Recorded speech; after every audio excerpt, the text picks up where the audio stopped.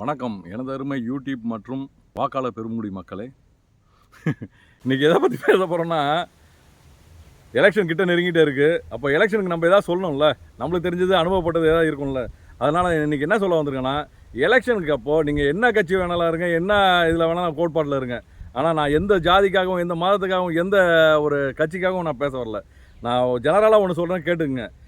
எந்த ஒரு அரசியல் கட்சிக்காரங்க உங்களுக்கு என் கட்சிக்கு ஓட்டு போடுங்கன்னு பணம் கொடுத்தாங்கனாலும் அழகாக வாங்கி ஜோப்பில் வச்சுக்கோங்க. ஏன்னா அவங்க சின்ன மீனை போட்டால் தான் பெரிய மீனை பிடிக்க முடியும். இப்போ தூண்டில் ஒரு சின்ன மீனை போட்டு தான் கடலில் வீசுவாங்க.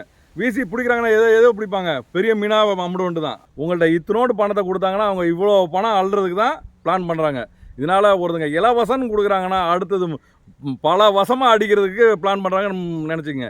யார் அப்பா வீட்டிலேருந்து நம்மளுக்கு போட்டு செலவு பண்ண போகிறதில்ல. நம்ம அப்பா வீட்டு பணம் வரியாக போய் தான் நம்மள்ட்ட திருப்பி வரப்போகுது. அதனால் நம்ம இவ்வளோ வரி கட்டியிருப்போம், அதில் இத்தனோடு தான் நம்மளுக்கு வரப்போகுது. எவன் பணம் கொடுத்தாலும் வாங்கிங்க, அவன் எந்த கட்சிக்காரனாக இருந்தாலும் பரவாயில்ல.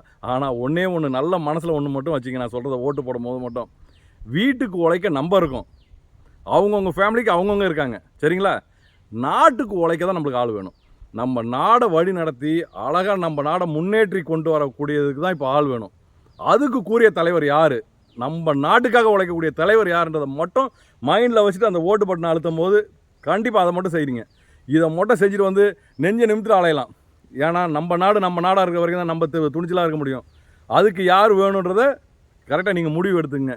காசு கொடுத்தா வாங்கிக்கிங்க, காசு கொடுக்காட்டாலும் பரவாயில்ல. எந்த கட்சி சரியான கட்சின்னு உங்கள் மனசுக்கு படுதோ, எங்கள் அப்பா இந்த கட்சியில் இருந்தார், எங்கள் தாத்தா அந்த கட்சியில் இருந்தாங்கன்றதெல்லாம் மறந்துடுங்க. 60 வருஷம் அரசியலே விளங்காது. உங்கள் மனசுக்கு இன்றைக்கி நாட்டுக்கு யார் தேவை அதை நினச்சி ஓட்ட போடுங்க. அன்றைக்கி எங்கள் தாத்தா இந்த கட்சியில் இருந்தாங்கன்றதெல்லாம் நினைக்காதீங்க, அதோட மறந்துடுங்க.